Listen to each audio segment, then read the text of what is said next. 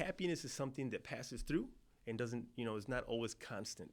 But a meaningful life and meaningful things are constant, right? Welcome back to the Minority Mind Podcast. I'm here today with Ernesto, president of Freedom Advisory Group, family man, God-fearing individual, and he has a lot of value to provide today. So we're just going to start with a simple question. How did you like that? How did you like that introduction?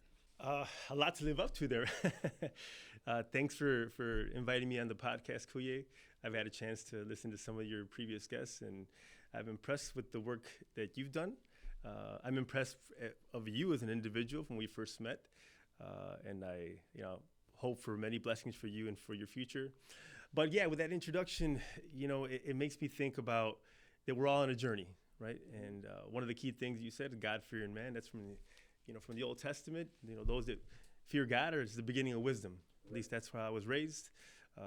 So one of the things that I like to preach in my household, I'm a married man with 3 kids, is that how we leave things better than the way we found them. Sounds like a simple concept, but I think that's, if we can all apply that in general in society, I think we'd be in a better place. So you're right. So let's take a step back in your life. Thank you for the compliments as well. Where did you go to school? I know that being president of a financial services company, I know that is a lot of work. I know it takes schooling. I know it takes licensing and a lot of education. So where did you go to school at? Yeah, so I was born and raised in the Midwest here in Aurora, Illinois. I did all my schooling here. I did my undergrad at Northern Illinois University, and currently I'm enrolled in pursuing my certified financial planning designation, which allows me to add another layer of value to my clients. But yes, it's been a journey to get to this point, and really it's exciting what's going on now and for what's the prospect for the future. That's actually amazing. I didn't know that. That's really great. And currently, what license do you hold again? What is your main license that you hold? There's a series of licenses that I hold. Right. Of course, I hold my life insurance, my health insurance license. I've had the 6 and 63, which are investment licenses according to FINRA. And I hold the Series 65 license, which is an investment advisor representative license that allows for us to do different strategies with managing money. We can do it on a fee-based capacity, or we can hire out. But really, it depends on each individual situation and how we implement a portfolio strategy or a strategy for their life, right, as it pertains to their investments. Right. I'm really glad, actually, that I met you when I did, because, being young, I believe you can make a lot of mistakes if you don't meet certain people, take certain lessons early. And you definitely put me in a position to understand more about the financial services arena and exactly the services you provided, because, I am a client of yours, and I definitely do appreciate you getting me involved in this arena. So thank you for that. And how do you recommend people who want to get involved with financial services? Can you give them like a breakdown of what things someone with that particular license provides, and then also exactly how you can get involved early? I'm mostly working with middle school, high school, getting ready to go into the real world. So how do they get started? Yeah, it's a great question, Kuye. So one of the things that I think that we're all behooves us to do is, just as consumers, as people that are out there thinking about our own money, is try to get some basic financial education under you. I think maybe off camera we were just kind of talking about there's not enough basic financial education courses that are offered to us, at least in the state of Illinois. So that'd be a good start. There's a book that I recommend for that. So that'd be the first thing. Secondly, when you're looking to get some advice, you probably want to start with someone who's a fiduciary advisor. And what do I mean by that? A fiduciary advisor is going to work exclusively to work what's best for your pocketbook, but for their own pocketbook. And that's actually what we're set up here to do. So we're a fiduciary advisor. We're a fee-based advisor. And when I say fee-based advisor, it means that we give advice, and you can go ahead and implement it yourself, or you could let our team and put a plan together for you. But so get basic advice or basic financial education under you first. And I love working with people that have taking those steps, because the concepts that we talk about, usually they understand them a little bit more readily. And then so when we decide to do something in terms of a plan, or if we're going to execute that for them, then it becomes easier. Can we take a step back really quickly? I did want to hit on that fiduciary advisor point, because I did make a piece of content about fiduciaries, and I want to say I'm really glad that you have that position. You hold your firm to that standard, because I do have a lot of experience with meeting different people in the financial services space now, and not everyone is of the fiduciary capacity. Not everyone is my client's needs first and then my needs second. So coming to you as young as I came to you, and you being very, very bold and eager to help me learn the space, and to the fiduciary capacity, you helped me not make mistakes that I know that if I would have met someone that may not have been able to fiduciary capacity, a God-fearing man, they would have possibly led me down a path that was better for their pocketbooks and not necessarily for me. So I did want to take a second, make sure that whoever's watching is taking that advice and looking for those sort of services, and also telling you thank you, because I have been in the space long enough to understand not everyone does things the same way. And fiduciary responsibility that you have to your clients, I know that they love working with you. So I just want to say thank you, and we can get going from there. Yeah, and just to piggyback off of that topic of a fiduciary, there's something that I see in that root word, which is vocation. Everyone's a vocation. Vocation is you're being called for something, right? I think we all have a vocation, and really we're all called to protect as well, to help each other out, to really look out after one another. And that's kind of with those lenses that how I apply that fiduciary license or status. I think in more industries, if we had more fiduciaries, I think there'd be less lawsuits, and I think we'd have less indignant customers or clients in whatever capacity. But yeah, so that's something that is important to me for sure. Financial services space gets a bad rap because not everyone holds themselves to that standard. So I'm glad, like I said, you helped me understand both perspectives, because you can get in touch with someone who's not holding themselves to high standard, and you start to label. You're like, oh, financial services is a scam. No, the person that you talk to, they didn't look out for your best interest, and they put you in a situation where you're paying for something you don't necessarily need, or setting something up that isn't in your best interest at this point in your life. So I appreciate that. But going back, because I know career-wise, I want to touch on that more as well, but I want to touch on how you grew up, what made you the person you are today. So growing up, can you tell me a little bit about the family situation, how you grew up, values and things like that? Yeah, love to. So first of all, I'm the eldest of 4 brothers, no sisters, unfortunately, but so grew up with all boys, right? I'm also the eldest grandson of some 31 grandchildren. So growing up, my conversations were with adults. That's just the way it was set up. So a lot of the conversations were a little more mature. Sometimes they were great conversations. Sometimes they were a little bit more challenging conversations. But it really established my mindset of, things are a little more real and a little more meaningful, if you will. I think I think you and I have talked off camera before. There's a psychologist that's pretty popular out there, the name of Jordan Peterson. Yep. And Jordan, he's got a bunch of great videos, and you can learn a lot from that gentleman. But he talks about happiness is something that passes through and doesn't, is not always constant. But a meaningful life and meaningful things are constant, right?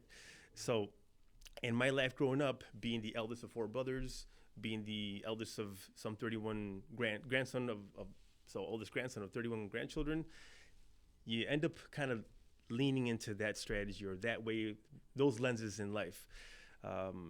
So my parents emigrated here from Mexico in the 70s, and very different time then than it is now, for sure. Yeah. Some good and some bad, just like anything. But I grew up heavily. First of all, my parents, God-fearing people. I'm raised Catholic Christian, so that was a big part of my life. We obviously look to our Lord and Savior, the Creator of the earth, first in everything that we do, and then we go on and live life, right?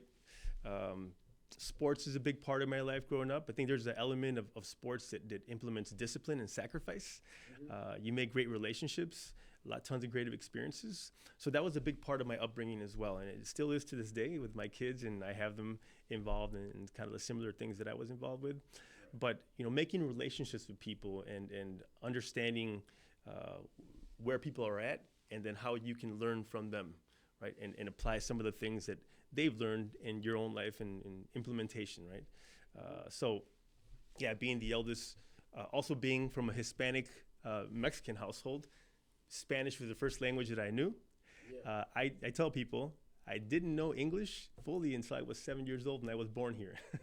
So that tells you something that, even in the United States, even at that time, English was something that was not easy for me to learn and handle, but obviously I've gotten through. But yeah, so that's a little bit about my upbringing. Like I mentioned, I'm currently married, so 24 years, believe it or not, they put up with me, Kuye. Wow. I haven't done something that bad yet, hopefully not. But that was, and maybe we'll talk about that in a bit, but I always say to young men that I'm involved in a church group called Fit Shepherds and a couple other groups. The most important decision I really think that someone will make in their lives is who they end up marrying, because that is really the foundation of your life. And I can talk about that in a while, but that's just a little bit about myself, my upbringing. But just thankful for being blessed to this point in my life, for sure. Wow, that we can touch and get deeper on the relationship part, because I will say this: when I was first getting into the real world, I graduated in 2020 from high school during a time where COVID was happening. I didn't have a full senior year of high school. I decided to step away from basketball because I couldn't travel, couldn't go to the schools that were recruiting me. So I stepped into the professional world and sought advice from mentors. Mr. Kirsch, as we both know, had him on a podcast. And every individual that was older than me constantly advised me, be careful out here with being in relationships. It's huge, because I understand how important relationships are to your life. The right ones can set you up for success, and then the wrong ones can bring you all the way down to not hell, but, the closest you can get to it on this earth. So that is something I want to touch on. What is your advice that you give in a church group or anything like that for someone who is trying to go out there into the world, a hectic world we live in today, and find that quality thing? Because the Bible does says a man who finds a wife finds a good thing. So how do you recommend doing it? And also, how did you do that? Yeah. So I'm going to start off with a couple of, just because I love bringing up Jordan Peterson. He really likes to touch base on the Old Testament. And so I'll start with this book of Genesis, right? Two of the things immediately that God gives Adam as an instruction, if you will, right? I think it's Genesis 2:15. He gives him so cultivate, tend to the garden, right? So we're all called as men to immediately get our hands dirty, get out there, work, right? Give God your best fruits, basically. And then I think it's Genesis 2:24, if I'm not mistaken. It said, a man clings to his wife and they become one flesh. I mean, that's pretty powerful if you think about that. When you cling to something, that means that you're holding on for dear life, if you will, right? Mm-hmm. And then secondly, they become one flesh. So my story with my wife, I actually met her at something called a quinceañera. I'm assuming some of your podcasters or people that follow you may be familiar with that.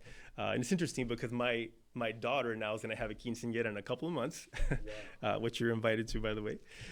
So I met her there, and I just knew that there was something special about this girl. It's something that comes over you. You say, okay, this is something different that I feel. But once I got to know her a little bit later on down in life when we connected, big things that I saw: humility, someone who thought very clearly before she spoke about things. And obviously, she was a God-fearing person as well. And that drew me to her, Kuye, right? I said, I don't know what's going to happen in my future, but I know that if I'm going to connect with somebody and this is going to be my partner, this is a potential wife, mother for my children. This is the kind of person that when things are going to go awry or things are going to go well, like she's going to be a great partner, to handle all these things. And I think in today's world in 2024, We want things right away. We want people to agree with us 100%, and we're quick to get want to get offended, right? To get volatile or whatever reaction we have.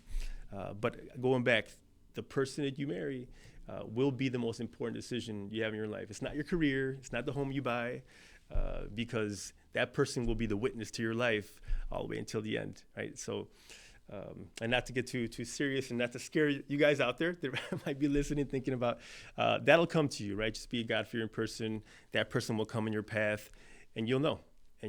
But I met her at Quinceañera, and we've been married for 24 years. We weren't able to have kids for about 8 years. We were this close to adopting, and the Lord said, now's your time. And when my daughter came, everything changed, and that whole live for something meaningful became extremely real, and it's been a blessing ever since. That's amazing, especially when you hit on, the feeling of knowing someone is right, knowing the values are aligned and they critically think, and you could have this person, bear witness to your life and uphold yourself to a high standard so that they're happy to be involved with you. But specifically when at the end when you're talking about your kids, I think there's a lot when it comes to having kids. I'm not there yet, but based on my mentorship curriculum, which is based on a theory I created from, different psychology I've studied and also just philosophy I've studied as well, I call it the infinite game theory, specifically because life continues on without you. And sometimes we lose hold of that and forget that decisions we make not only affect our lives, the people that are with us now, but one day I won't be here and my decisions will also affect your kids or the people in the community that you help. So that's really big when you said having your daughter made you have something, you really knew having that purpose and having something to work hard for. That really really touched here. But how do you manage to do so much? Because I know that as life gets going and you're older and you have more responsibility, we all start out in a more sheltered state with our family, doing most of the things for us. We transition to becoming career men, entrepreneurs in this instance. How do you manage things? How do you keep things together in terms of managing your time, your focus? And how do you do that? One of my favorite movies is a movie called The Gladiator. Are you familiar with Russell Crowe? Maybe if you watched that. But it takes place in the Roman Empire, I think maybe even first century, second century Christianity. But the character in the movie, the main character is Maximus, and he's the general of the Roman Empire. And at some point, he's selected by Marcus Aurelius, the Caesar, to replace him as the emperor instead of his own son. And this is a classic tale between almost Cain and Abel, right? You have one individual who has the virtues, who has the decorum to lead a life, and the other one that maybe uses different strategies to get a result, right? And they're not always the healthiest ones. And in this movie, the worst things happen to Maximus. He loses his wife, he loses his son because they're killed, they're murdered, and he has hit ground like the bottom. He's pretty much lost hope, right? But a good, strong, virtuous man, eventually, no matter where you place them, those virtues will come back out. And he says something in the movie which hopefully will answer the question, how do you get things done? No man or no person is ever given a task that he's not equipped to handle. In other words, if something has been placed on your lap, it's because God the Father knows that you have the tools to overcome and to handle all the things that come in your way. Another thing I look at is if something's been placed on your lap, there's a reason for that, and you want to just readily accept it and execute. Another thing, this is my dad told me, don't focus on the whole project, focus on one little victory at a time, one conversation at a time, one experience at a time. But sure, again, here's another pivot to why your spouse is so important. Divide and conquer, right? Yeah. So, my wife, Juanita, she is a huge part of my life. She does a lot of organizing for us in the back end. She's able to take a lot of things and put them on her shoulder as well. So this is not Ernesto was able to accomplish a lot of things. I think as a team together, we are in constant communication throughout the day, and then at night, one of my favorite things is having a cup of coffee and just having a conversation with her about the day, and then we're continually planning and strategizing for our lives. But I think that partnership, that foundation of having someone with you, but more importantly, is always asking God, hey, don't change things on me. Give me the strength, pour your spirit on me. And this is true. I always say, God, just pour the spirit on me. Help me be a better father. Help me be a better husband. Help me be a better advisor for my clients. And let your will be done. And it seems to work, Kuye. I don't know what to tell you. That's big. You brought to my mind the Serenity Prayer, which is something I've always known by heart because of working in the behavioral health, mental health space. God grant me the serenity to accept the things I cannot change, courage to change the things that I can, and the wisdom to know the difference. That is huge, because you get caught up in life. A lot of young people get caught up in social media headlines specifically, that things are harder, which they are. Things get harder over time, civilizations rise and fall, and sometimes you can get caught up in the big picture of things heading up or down. But ultimately, you have to focus really in on what you have and what you can control, the things you can have God handle, because He works wonders in the background doing the things you cannot do for yourself. And that's really huge what you said about taking on things, because when they're on your plate, He made it so that you can handle that. So that's huge. So I did also want to add something that this is something that my dad taught me, and it's something that I've tried to implement with my children. Start your day with a small prayer or a prayer. Start your day with a workout. I like to go out for a run. Some people like to do some weight training. Some people like to get up. My dad used to get up, and I see him knock out 50 push-ups in the morning. I would look over, and I'd see him, and like, what's this guy doing?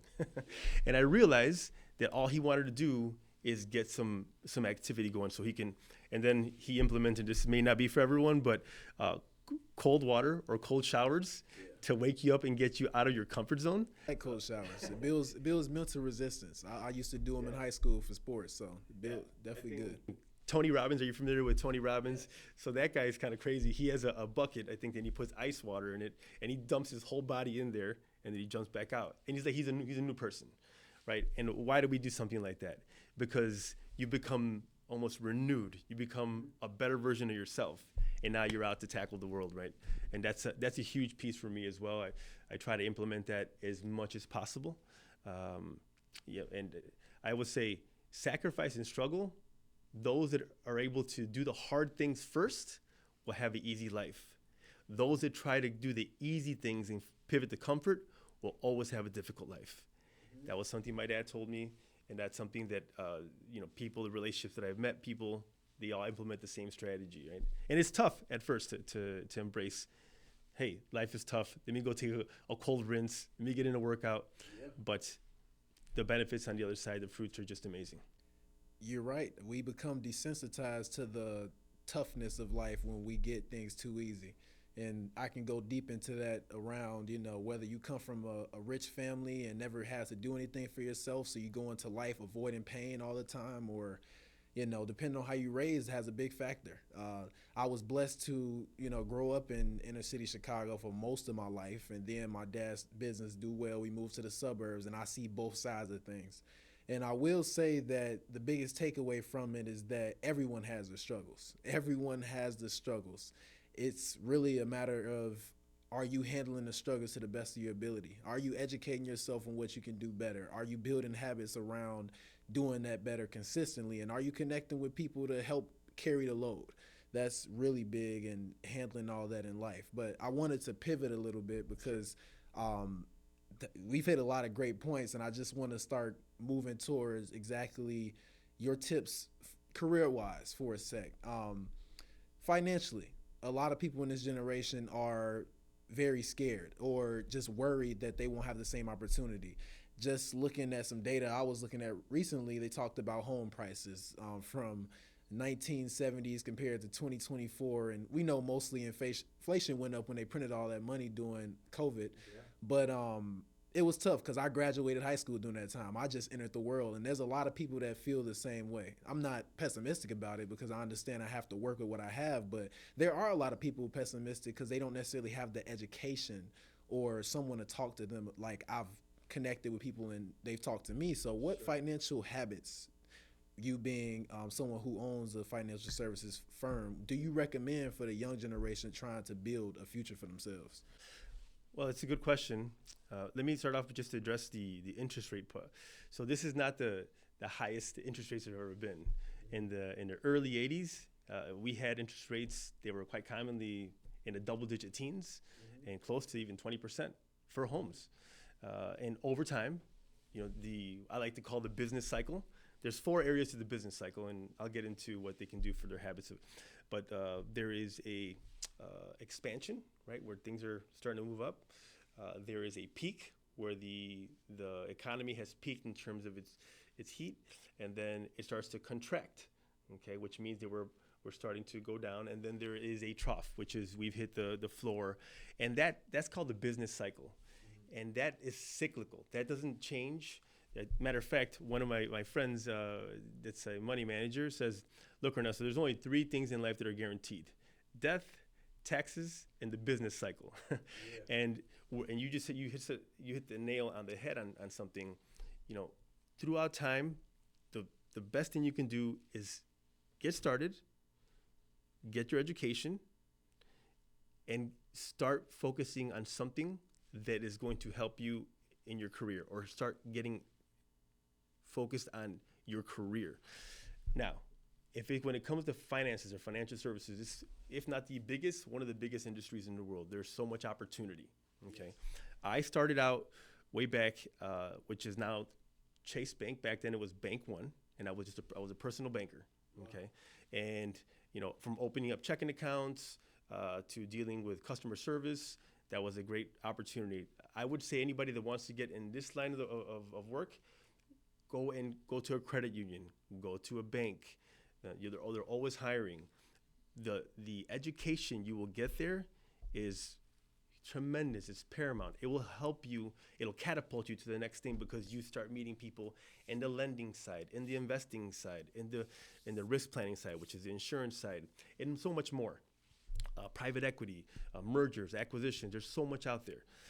So then, secondly, I would say get yourself, and maybe this is just my a preference. Get yourself a health or life insurance license. And the reason why, first of all, because you'll always have an opportunity to get hired somewhere. They're always looking for different people that have those licenses. Secondly, it teaches you so much about money, and it teaches you how risk, they go hand in hand. Okay, so that's one thing that I would also advise young people to do.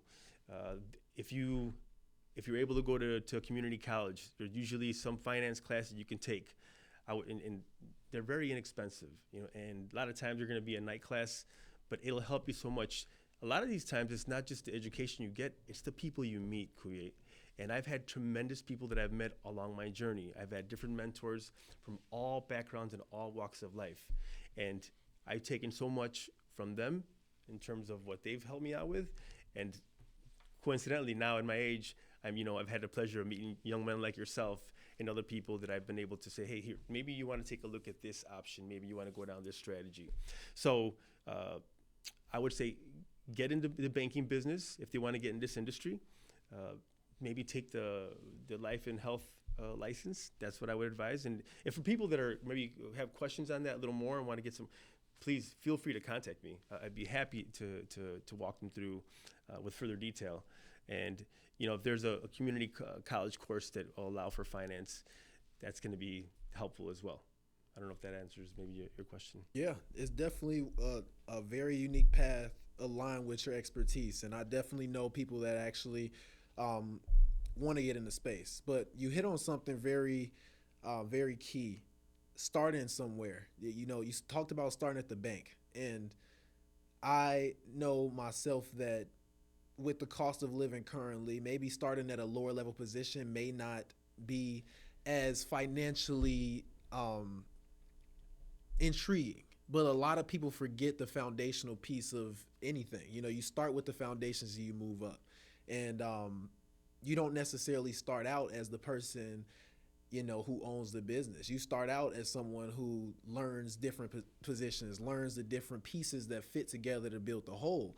And unfortunately, some people lose sight of that, and then they want the whole thing at once, which is why some people get overwhelmed with the thought of, oh no, I'm not doing well now. But ultimately, you have to give good things time. Good things need time to happen. So what you talked about, gaining the knowledge, gaining the connections at the bank, I did not know that about you, and I think that that was amazing. An amazing experience you had that allowed you to build to be where you are today. So that was huge. What about, just to, you know, hit on that a little from a different angle, what about on a client side? Someone that wants to be a client, someone who wants to put their money somewhere. They're saving, you know, they haven't invested yet. They just have a savings that they want to make sure gets, you know, put somewhere safe and gets a good return. And like you said, there's always going to be a knowledge gap they have to get. So what knowledge or things would you recommend there? I'll make sure I leave your information in the description as well so people can contact you. Sure. So I want to go ahead and touch base on that then, on the client side. I'm going to give you an analogy, right? When you work with, if you go to a bank or a credit union, or you go to, you know, a Morgan Stanley, or you're a Raymond James, or you come to a Freedom Advisory Group like us, you want to ask yourself, first of all, are they fiduciary, right? How long they've been in business? Also, what type of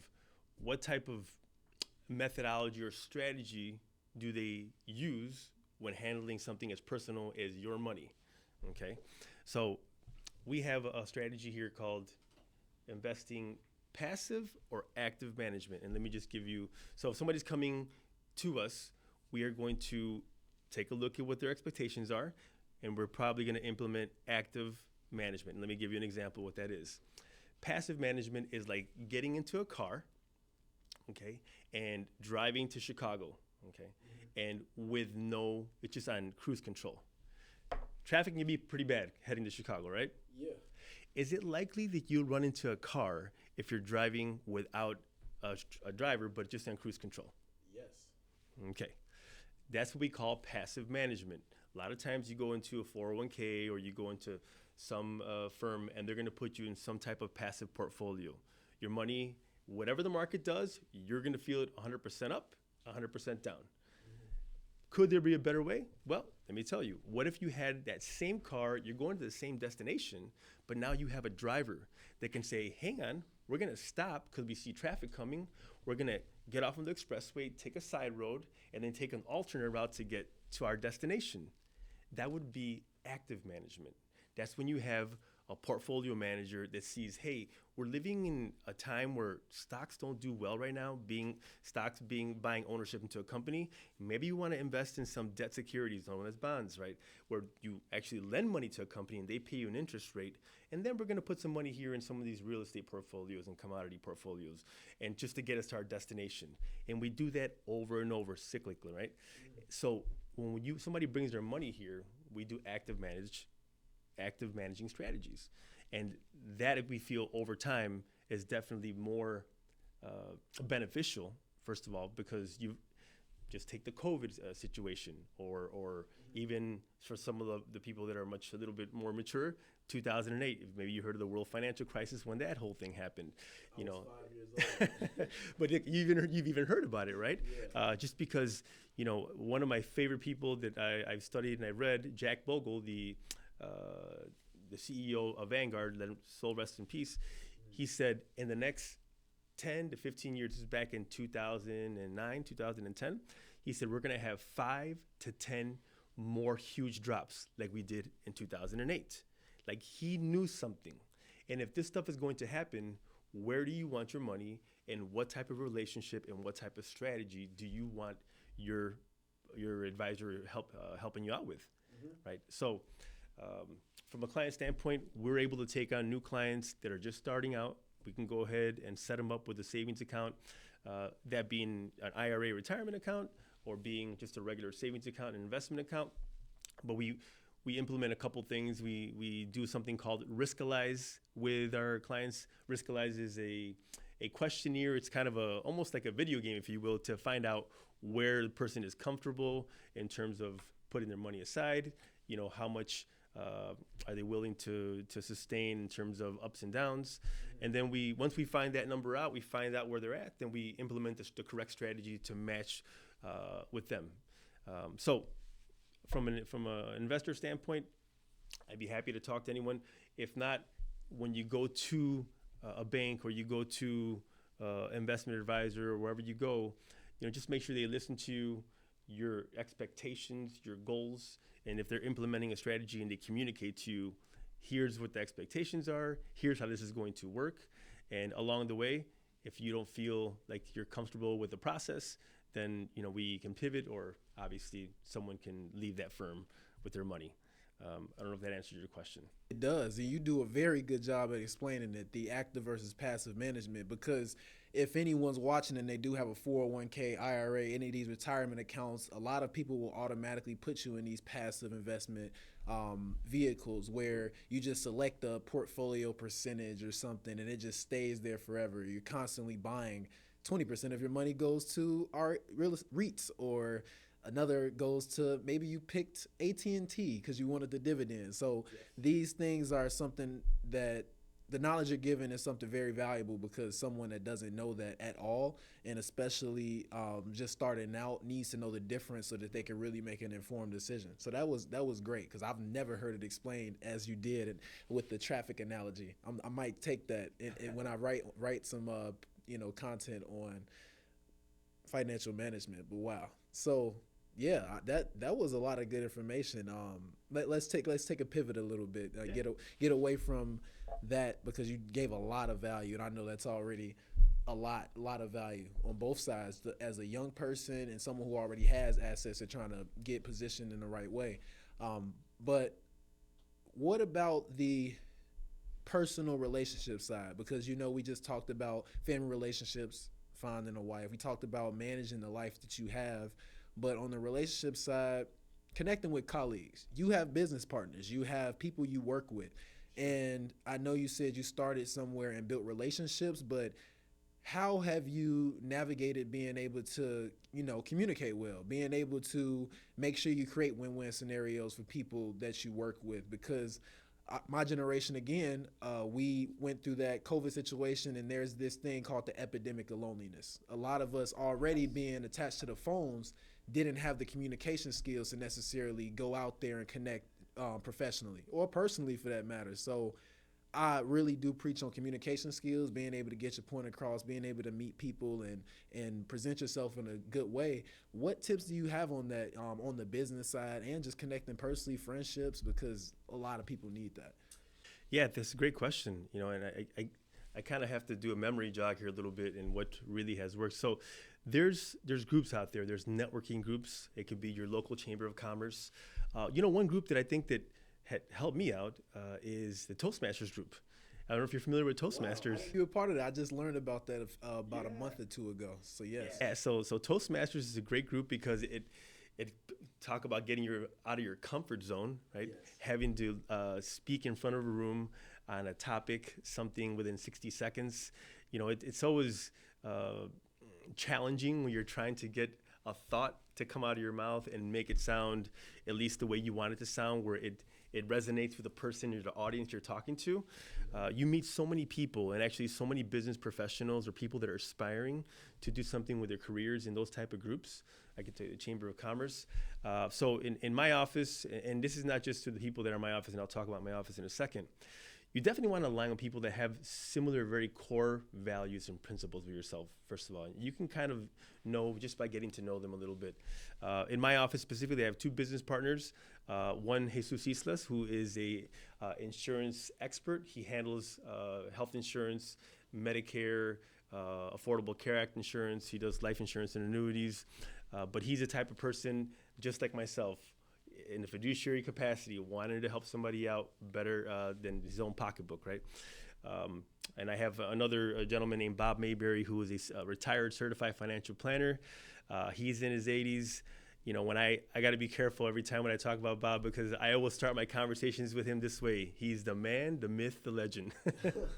That this gentleman has helped so many people, and he has the same core and principal values that I feel like we both have in common, along with Jesus. Ed Kirch is another gentleman. I'll tell you a little quick story about Ed Kirch. Ed Kirch, I met him back in 2008 during the financial crisis, and I was looking to sell a property that at that moment was not doing well at all.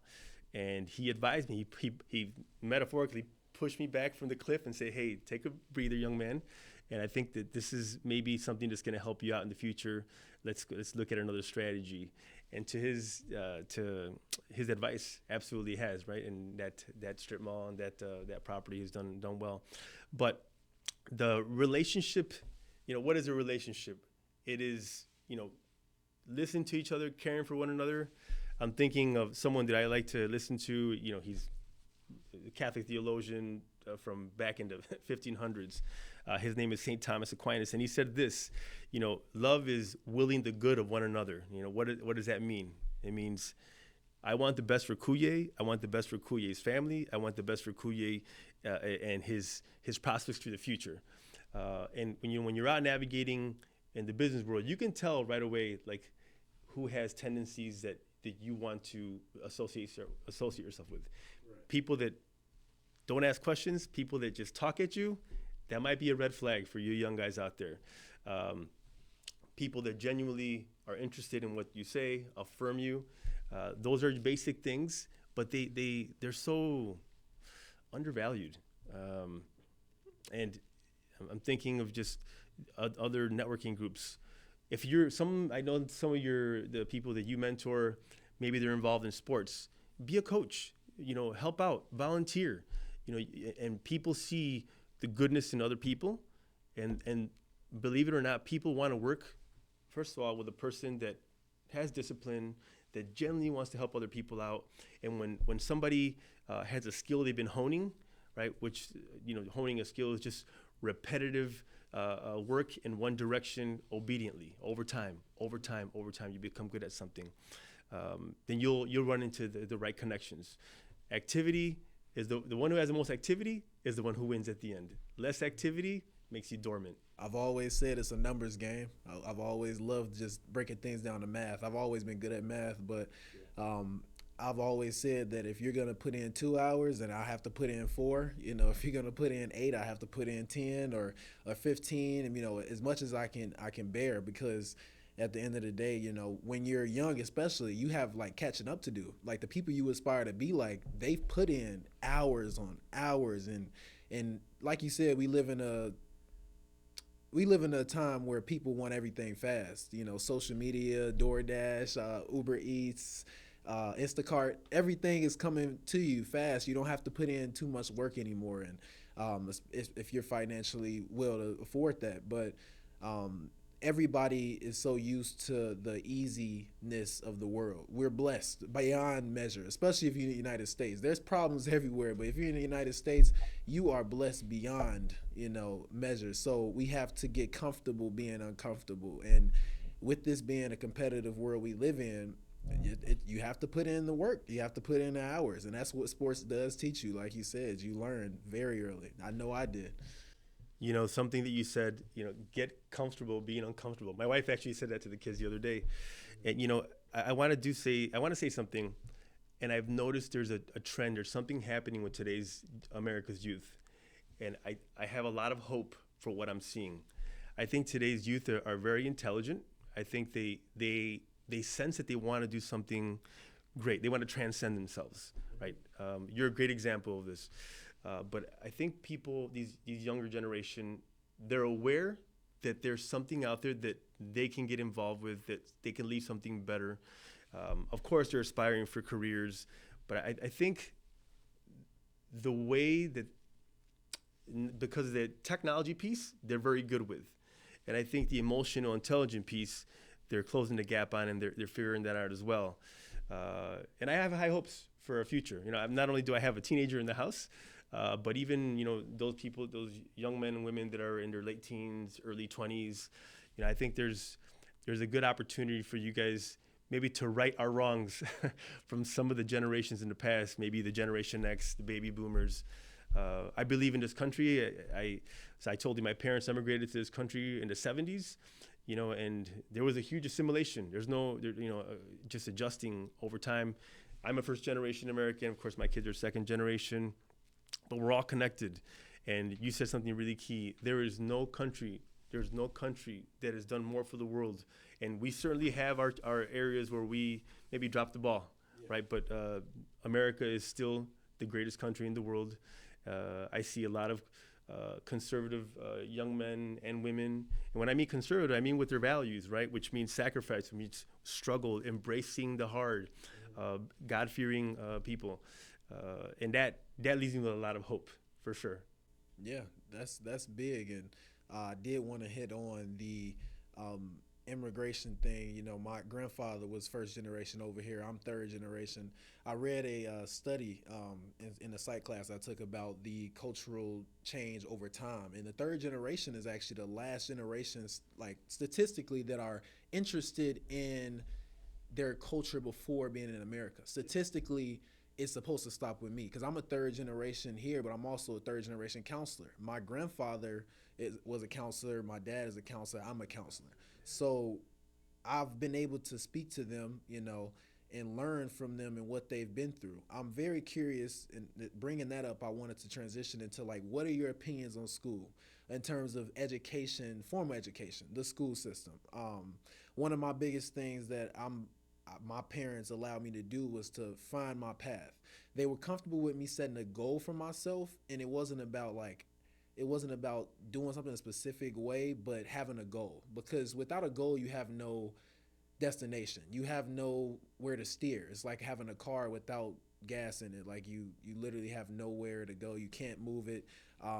Like ChatGPT or AI without the right prompts. Like you can't get it to do anything if you can't direct it. So what is your opinion on that? Because I'm curious about your take on school and formal education, at least. Yeah, so one of the people that I listen to is Patrick Bet-David. He has a podcast on YouTube. He's someone that I enjoy, and I think one of the topics he had on there is college worth the cost, right? And just because we're talking about formal education, and it depends, right? So, I went to Northern Illinois University. The cost is very different when I went there. But I went to a community college before that. I did College of DuPage, and I got my first 2 years there. I would still advise people to start in a community college. There's so many courses out there for them to get involved in. I'm more like the people inclined to go into business, some sort of business. I think that's a great foundation. Doesn't have to be that, but once you get yourself going down that path, then you'll realize what opportunities there are for, your obviously when you go to university, and so that still hasn't changed for me. I think the cost benefit, pendulum, if you will, it's still there. You can still get a solid education. So I would start in a community college for a lot of people listening. Even if you got the scores to go to university, you might had more bang for your buck, right? And if for some reason you want to change, majors or you're just getting your undergrads first. Right. So for those that are in this area, Joliet Community College or Wabanzi Community College or College of DuPage, that would be a place I would start, even today. And then once you have a better idea, because as you mature as a human being and you become exposed to different people and different things, then that kind of points you in a direction where you feel like you're going to want to go. One of my professors at Northern told me, Ernesto, this is back when I was still in school, the average graduate will change careers at least 8 times. This is back in the early 2000s, just to give an idea where I was at. I think today that'll be more like maybe 10 to 12 times.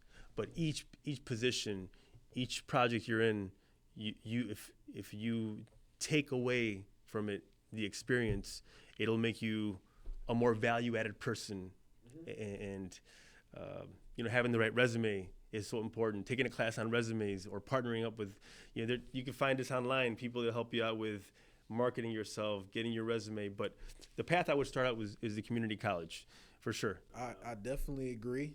It wasn't something that was really pre-thought out because, like I said, I graduated during COVID. I wasn't going to travel. I mean, I didn't believe in the whole philosophy of paying full college tuition at a four-year university to stay in the dorm during the time. But I am glad I took the junior college route. One, you're right, it is way more affordable than going to a 4 year starting off. You get amazing connections. It's definitely not just people in your area. You get to meet a lot of people that come in, move there, build a lot of connections, and it's like building forward momentum.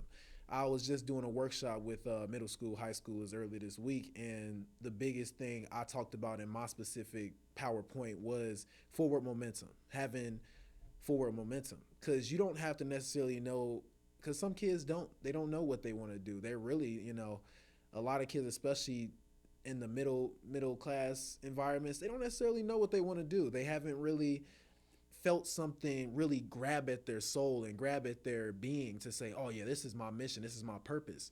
So it's about forward momentum, keep moving. Junior college is a great place to do that because you get to take a lot of classes, you get to have electives. You're like, oh, I might be interested in this, let me see how this goes. And forward momentum is the biggest thing. I've changed so many times. I thought I would be in school right now finishing up, going into my senior year of college at a 4 year, maybe playing in the NBA. Who knows? The world constantly changes, and you change along with it, and that's really big on forward momentum. Junior college is definitely an option that I actually think most people should go down, especially if they don't know what they want to do, because alternative education relies on you having a direction, and if you don't have that direction yet, junior college is a great way to find it. Very great way. So hearing you say that you're developing skills is what I see. And, if we work the numbers backwards, right, people, what they want is ultimately they want freedoms, because ultimately they say, hey, income buys you freedoms. And I'll argue that money doesn't buy you freedoms. Skills buys you freedoms. If you're able to hone your skills and you're able to provide value, people buy, or they associate, or they want to purchase your goods or your services based on your skill set, right? So if you're working on your skills, lightly, then and I learned this from another gentleman, what do you want to be? A fisher of bluegill fish or a marlin fish, right? You want the marlin fish, you want the bigger fish. Skills will get you that. So the only way you're going to get skills is constant work in the same direction, obedient, and of course, like another thing I wanted to touch on, I think that it's underscored. I think the trades is also something today for people to look at. My dad, when I was a kid, he'd have me hanging around, whether if he was, changing the oil in the car or we were doing things outside. He had me chopping the tree down when we first bought a house. He had me taking out the trash. He had me, taking out nails of, when we were kind of remodeling the house. Trades are so important as well today. So, for those that are listening, it doesn't have to just be, I'm going to community college. You can go to trade school. I have some family members, actually some nephews that are doing that, and they're doing great. And I have clients that, I see, what type of life they live in that profession. And I'll tell you, we look at everything that's out there, all the infrastructure, the trades are the ones that support all that. They do a lot of work for us, and it's actually very, like you said, very underrated. The trades are the foundation that society stands on, and we don't have as many people excited to go into those trades. And I think it does kind of tie in with the being desensitized from hard work. So trades are a lot of hard work, manual labor, and it's a skill. Like, it's a lifelong skill. Sometimes carpenters don't have to ever, if they do work themselves, they save tons of money. Same thing with plumbers, same thing with electricians. You need those people, and I encourage it. I actually just had a podcast with someone who is in the trades that I'll be having come out later once I edit that one. But yes, I definitely encourage it. It's something that puts you in a position to have a lifelong skill and also provide for your family and whatever endeavors you're trying to get into. So that's really big. So just to piggyback off that, something you probably didn't know about me. Back in 2008, 2009, during the world financial crisis, my dad unfortunately became ill, and he left this earth. The big guy called him, but he had an electric company. He was an electrician.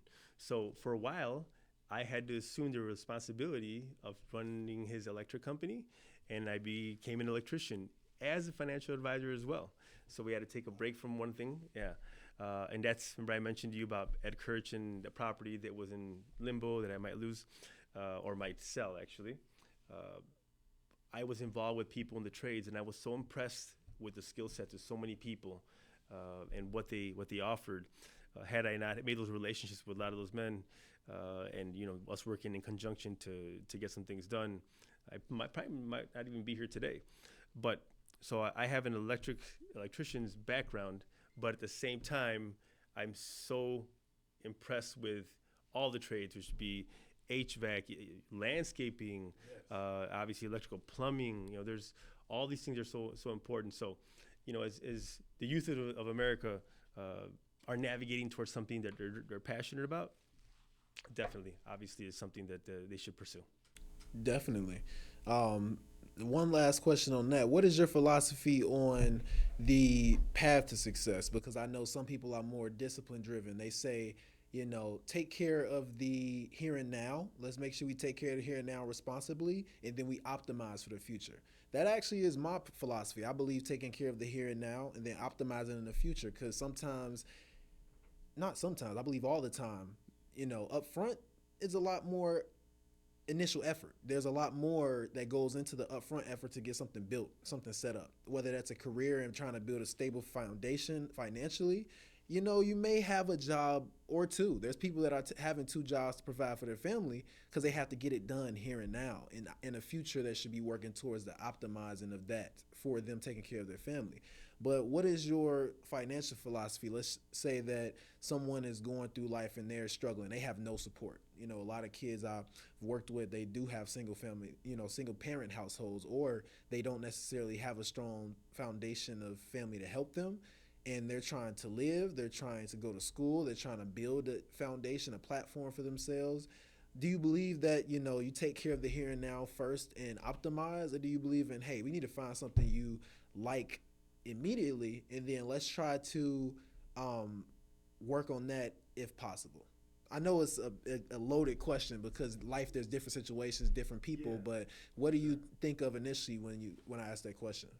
Well, the first thing that came to mind as I'm hearing you explain that, delayed gratification, right? That's the first thing that comes to mind. And what I mean by that, this is something that Mr. Jordan Peterson talks about, but there was this experiment that was done with two kids.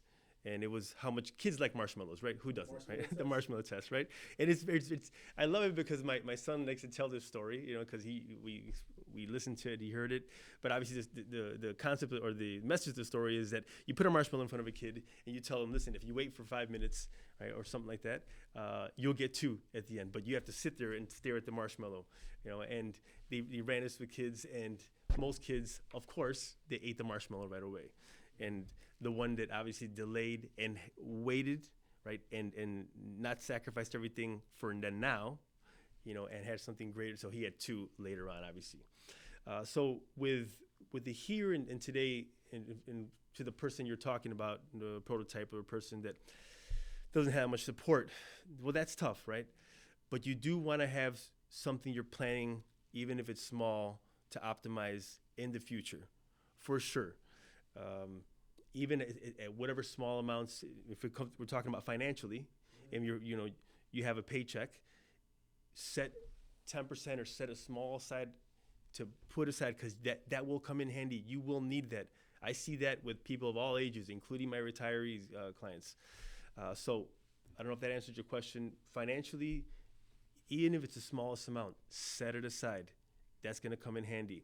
As far as the now, of course, you have to take care of your situation, your project, your goals, your aspirations now. But always know that there is going to be something coming down the line. And I think that's a trained muscle, because it's hard, because as kids, we want things, immediate gratification right now. Right. And it's difficult to have success in life if you have that mindset. That's huge, and it's something that's built into what I call the investor mentality. I believe in being an investor in every situation. I like real estate. I love real estate investing. I definitely make sure that I have a diverse financial background, but I believe that should be investor in everything, because essentially what investing, what you're doing is you're putting upfront capital to see a return consistently later. And that's what you said about, making sure that no matter what on the financial side, if you're working with someone in the financial industry, even if it's not 10%, put in something away. Pay yourself first is the adage too. Pay yourself first. Make sure you putting something away for the future, because if you understand history is cyclical, and like you said, the only thing that's guaranteed is that there will be the ups and downs. The life that we live in is not perfect. There will be ups and downs, so you have to, in your situation, prepare for those. So if you are, the biggest thing I say, if you are struggling and you're not managing your basic needs and you need that extra, maybe you can't do it all the time because there's so much in life to manage. But if you do have that opportunity where you can sacrifice, this fund to work a little bit, get some extra money to put away for the side, it'll help you, even if it's just $1,000. That's what Dave Ramsey preaches, is building that starter emergency fund when he's helping people get out of debt.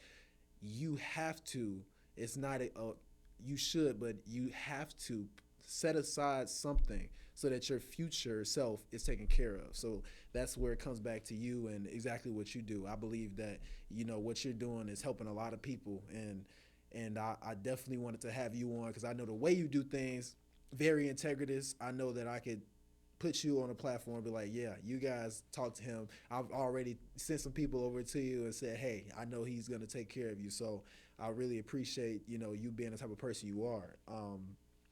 But around habits, hitting around habits, what you did hit earlier on getting up in the morning, working out, something your dad taught you, starting the morning in that way.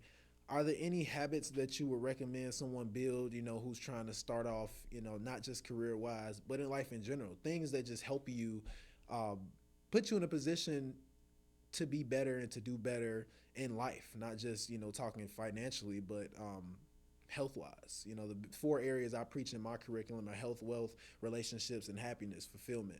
So what habits do you have around, I guess, those areas to help you achieve what you have in your life? Yeah, so I'm glad you asked that. So you said health, wealth, what was the other ones? Relationships and happiness, right? So let's take a look at health. So there's something that I believe has helped my family, my wife and I, and that's something and this is actually even biblical, right? Is fasting. Fasting is something that I think does so much good for your body. The benefits are there so strong. So one of the goals and maybe the top goal in New Year's, what's one of the things is people want to lose weight, right? And not so much to lose weight, but they want to feel better. They want to be healthier. So we like to implement fasting in our lifestyle. And it's funny because when you fast, the food tastes so much better when you actually eat, right? And Yes. And then you're selective about what you eat. So nutrition is very important. I think we live in a culture where there's so many companies that are putting bad food, if I want to use that, processed food, these bad carbs in front of us, and it doesn't help us. I think eating a lot more natural whole foods is very good for us. I'm just thinking of some of the stuff that we have for dinner. My wife does this spread where she does cucumber slices, olives, avocado. This is all fresh, right? And then she'll have some choice meats, and that'll be accompanied with, let's say, our chicken or something. So really trying to eat healthy, drink lots of water, implement fasting. So from a nutrition standpoint, I think that's something that everyone has to look at. You got to customize it around your budget. I understand, but that's something that is paramount in my life. One thing that I was a part of a group a few years ago was called Exodus 90. It's a Christian Catholic group, but it was more about resigning the desires of the world. So no television, no internet unless it was necessary for work. Of course, the cold showers. Your coffee had to be black. No cream, no sugar. Oh man, I tried to do that. I was working my way slowly. I was like, okay, 3 creams today, then 2 creams. I gradually got there, but man, black coffee, it took me a while to get there. And you know what? It does take a while, but I think, prayer life is very important. My family, we pray definitely before our meals and at night. It's beautiful doing that with my kids and my wife. Um, I mentioned you physically get involved. Even if you go to the park and there's a pull-up bar there, like, you'd be surprised how beneficial just doing pull-ups is. It sharpens your core up. Yes. It helps you stand up straight. I mean, it wakes up your body. The wealth part, obviously, we talked about. So some of my habits are, we have some money set aside, and then some comes out of your checking account. But I'm going to touch base back on something you said, real estate. Real estate is very important in people's portfolios. For young people listening out there, obviously, we both know Ed Kirch and, the group that he's a part of and some of the classes that he teaches, and why real estate is a fundamental piece to people's portfolios.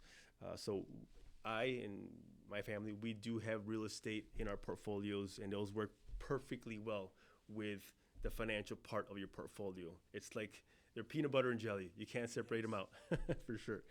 And happiness comes and goes, man. It really does. But live for something meaningful.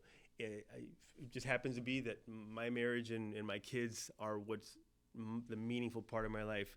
But I think there's people that have vocations, and children is maybe not in their cards, but get out there and help the community in some way, leave things better. Like, there's so many youth out there that we can be helping out. I think especially men, now's our time to stand up and provide a male mentorship, an authority, but in a good way for kids so they can look up to.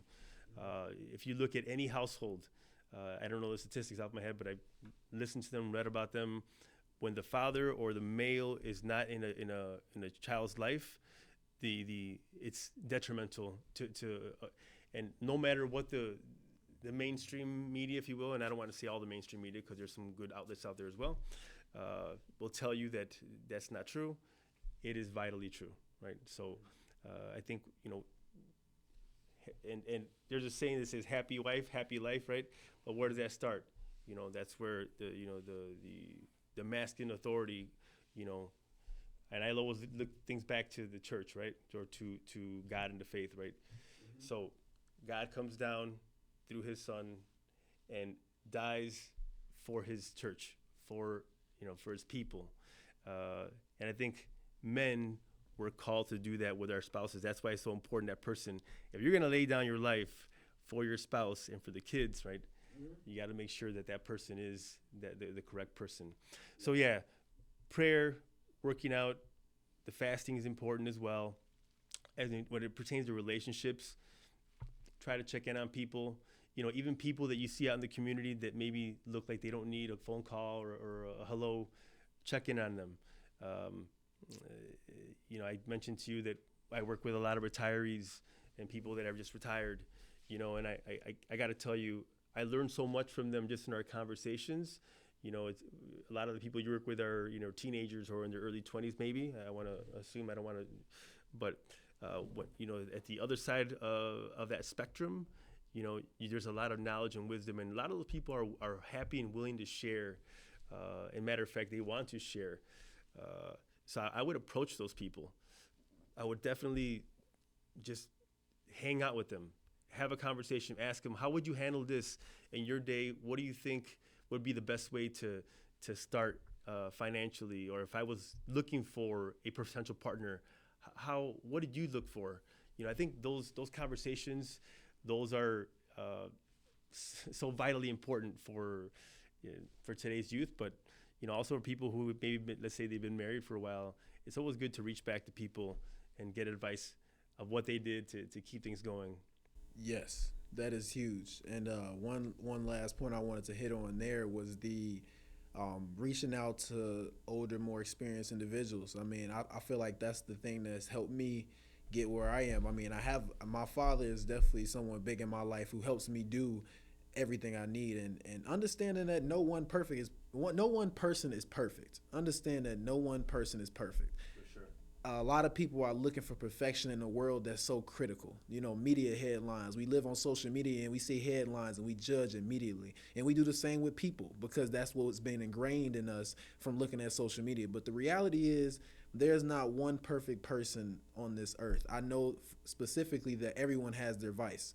Some people are just better at not putting it out there. Some people are better at managing it. But everyone has their vice. And the biggest thing I've learned is to, one, educate myself on history so I understand the time that people grew up in. My grandfather, for example, my dad, they're counselors, so I believe that they have a kind of a leg up in terms of understanding that things change over time and working with different patients over time. They've seen the transition and been able to adapt and understand me more. But even them, they have their own point of views that they still may be stuck on, how it was when they grew up. So now I know, okay, they have powerful, amazing, valuable knowledge, but I know in this one area I have to tweak things a little bit to apply it to my life today.